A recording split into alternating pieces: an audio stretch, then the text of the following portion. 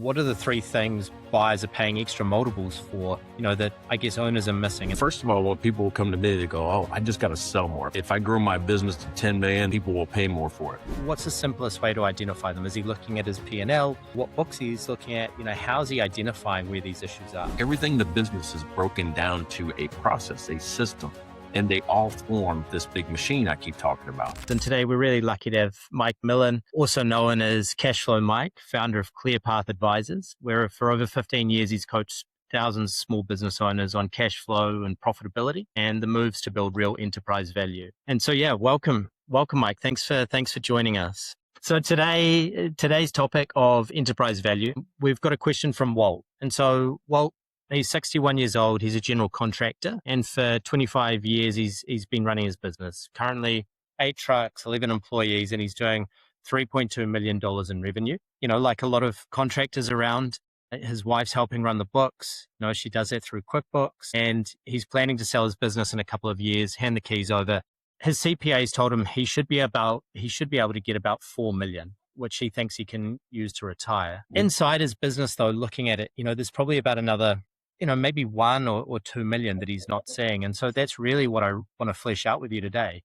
So, if you can set the scene for us, Mike, an owner that's selling for 4 million, they should have got 5. Why is this gap so common, right? And what a buying is seeing that sellers are. Yeah. What's funny is that I always try to talk with people about, you should run your business today like it's for sale, even if it's not. Right? Because one of the principles you've got to realize is that nobody pays a premium for your problems, right? If you're the type of business owner where I walk in and I'm talking to you as the owner and your hair's on fire and your phone's going off constantly and your email's always binging and every customer and every client has to come up to you and get a question answered, I'm not going to pay as a buyer of a business a premium for that job, right? You just told me your job is not great.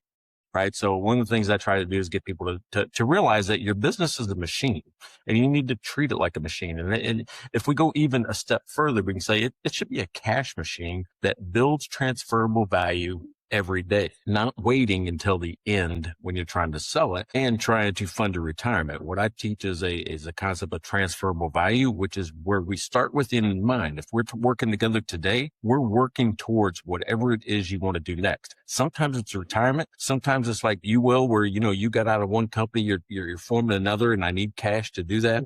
It's not always retirement. It's I need to do something next. That's what we're building towards. So one of the principles there is, make sure that you're running a business that transfers value to you and doesn't present an issue. You're trying to create a process, right? It's one of those 4 P's of value drivers. It's product, it's people, it's process, and profit. No, I really like that. No one's paying a premium for your problems. And so, would it be fair to say that a buyer is essentially discounting for every major problem that they're seeing, right? And so that's really where the gap is coming. Yeah, absolutely. I mean, we all negotiate that way. That's why if you go buy a used car from an individual, you're going to walk it and go, oh, look at that ding, look at that scratch, look at this, you're always going to be looking for a reason to get a discount. And what I'm trying to do is help people avoid that reason. I want them to say, actually, it's worth more. I'm asking for, 20 million, but it's worth 25 million, right? That's what we're trying to do is find ways to increase the value of a company in the buyer's perspective, right? So, that's a really nice segue, right? So what are the 3 things buyers are paying extra multiples for, that I guess owners are missing? And I know that you've touched on, the 3 Ps, but, one at a time, right? Like what's it worth and why are they hiding in plain sight? And what value are they bringing to this buyer? Yeah. First of all, when people come to me, they go, oh, I just got to sell more. If I grow my business to 10 million, then people will pay more for it. Not necessarily. I mean, sales is only a measurement of how much work you do. Gross profit is the number that everybody's going to look at. It's the only place that you can get cash to put in your pocket or pay for expenses. You can't spend sales. So don't get caught up in the bigger I am, the more I'll get paid. Sometimes it's opposite. Okay. And that's again, like a fantastic way to look at it, right? But, like take Walt, and he's talking about these 3 Ps. How's he actually going to find these, right, inside his business? Like, what's the simplest way to identify them? Is he looking at his P&L? What books he's looking at? How's he identifying where these issues are? Yeah, well, I think you asked me to put them in order and I didn't. So we'll just look at process, right? Do you have a process that seems seamless? It's the natural next step.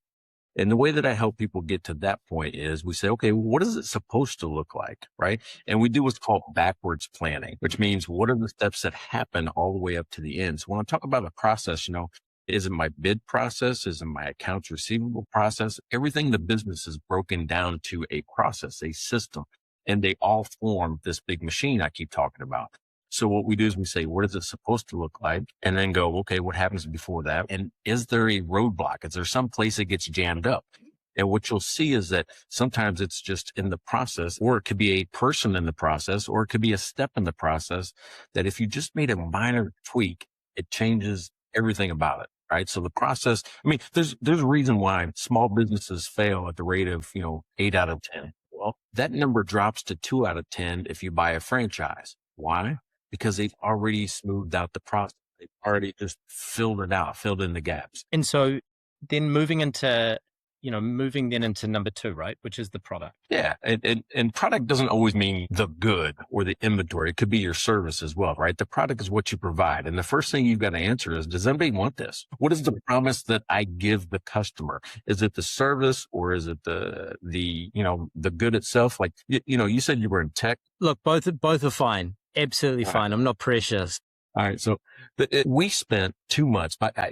My partner put me in a room with a head developer, says, I want you to reimagine the business dashboard. We spent 2 months and we thought, oh my God, this is going to be the perfect thing.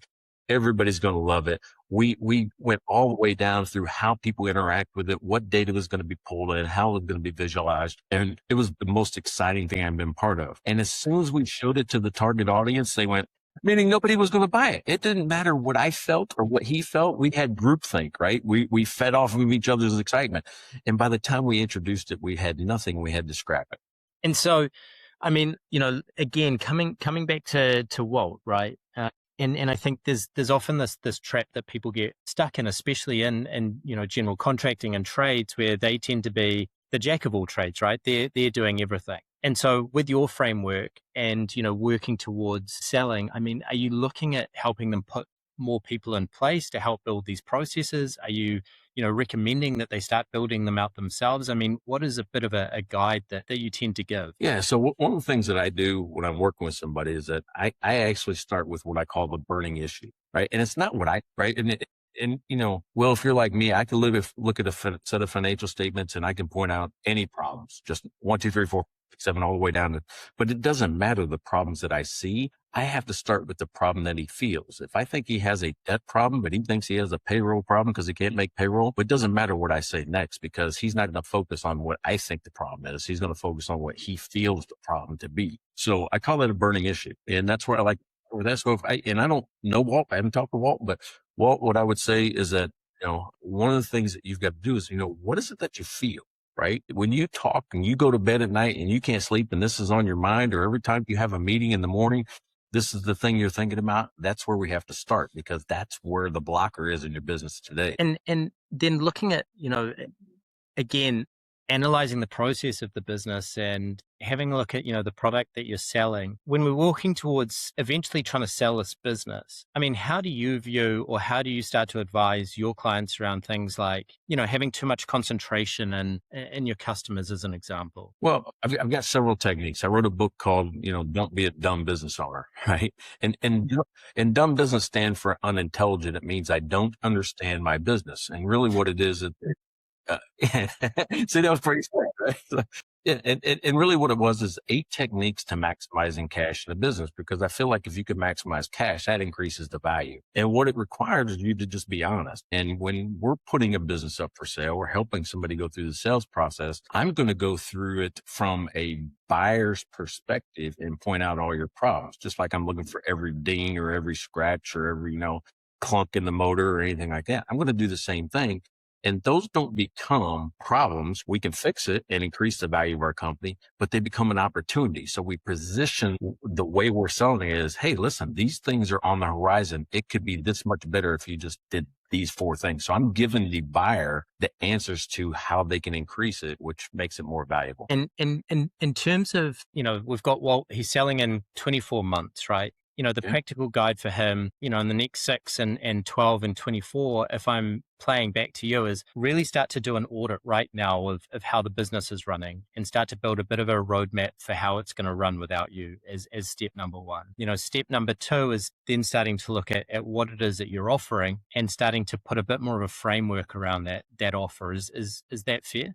Yeah, I think that's a good step. The thing, if he's on that short of time frame, I'm hyper focused on cash generation because I want to be able to tell the story that this thing just absolutely cranks out cash. And so I've got a technique I call mining your business for hidden cash. And what it does is it looks at your business from 2 different perspectives. And there's 6 calculations on one chart that I call the cash leak map. And it shows you where money's kind of leaking out of your operation, the way you're running it today. And so those 6 calculations, 3 of them are cash generating activities. It kind of starts with sales. Are we selling enough with our assets? The stuff that we buy, the equipment, how much are we generating in gross profit? How much are we spending in operating expense? Those are cash generating activities. The other 3 are cash conversion activities because people don't always put those 2 together, but they work in concert. Not only do I have to generate cash with my business, but I have to measure how long it takes to go through my business. How long does it take me to collect it while I'm giving it out?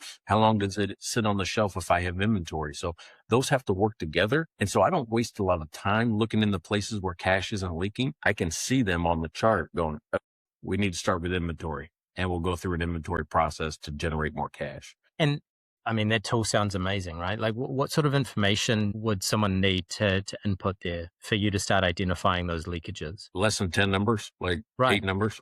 Right. I mean, it's that simple, right? Because it's the 3 calculations for cash generating activities are, what's your sales to asset ratio?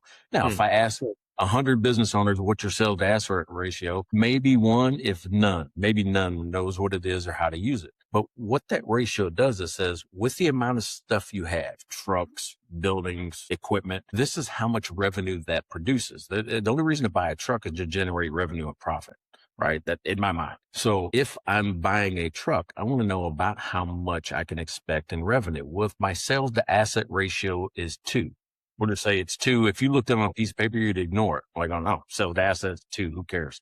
Well, what that means is for every $1 that you put into a piece of equipment, it generates $2 in revenue. Most people, when they forecast, they go, I think it'll do another $50,000 in revenue. Well, it really depends on how much you currently sell with your stuff, right? So if I buy a $100,000 truck and my sales to asset ratio is 2, that means it will probably generate $200,000, right? And so that's kind of where it starts. So people get realistic forecasts rather than guesses. And so, I mean, which is incredibly, I think that level of transparency is something that a huge amount of small business owners would just not even think to be able to look at, right? The utilization of their cash. And I think having that sort of cheat sheet, if you can call it there, is an amazing way to be able to understand what levers you should be pulling, right, to improve the different elements inside your business, right, and build a much stronger business case for when it comes time to sell. And so I guess if, I play that back in a world where you're either looking at kind of like, a growth multiple as a buyer or, the enterprise value and looking at how you're going to value, Walt's business. If I hear you correctly, we really want Walt to be focusing on that growth metric because it has a much stronger position for him to be able to negotiate to a buyer on, this is a much stronger going concern as a business. Yeah, well, that leads me to the second part, which is, which buyer are you going to get? Because there's really 2 types of buyers. One is a financial buyer, right? And that's somebody that's looking for the bargain, right? They're either transitioning out of corporate America, and the first thing they want to do is replace their salary, and they don't want to pay a premium because they just want to get out of their corporate job and go run a business, right? So they're looking for a bargain. Or somebody trying to tear down a business for cash. Like, I can sell all the equipment, I can take the cash out of the receivables, and I don't have to run it. I just got cash for cash on cash. And so, I think to look at bringing this home, right? If there's one piece of advice from Cashflow Mike, right, to all the small businesses out there that are, looking at selling in the next 12, 24, 36, what is the one thing that they really need to be focusing on today to be able to get that successful acquisition away in the future? Yeah, there's a golden rule of business for me, and it's called expense control. And this is a weird thing. It's a quick way for you to get money back in your business, meaning that And here's the equation. The change in gross profit should mirror the change in operating expense. All right. So, and if you do that, it doesn't matter your sales. You can make the same money at any sales level. So here's what I mean by that. Gross profit is the amount of money you have to spend. Operating expenses is how you spend it. When you have less money to spend, you should spend less money. If you do that, your profit would be the same. Yeah, amazing. Thank you so much.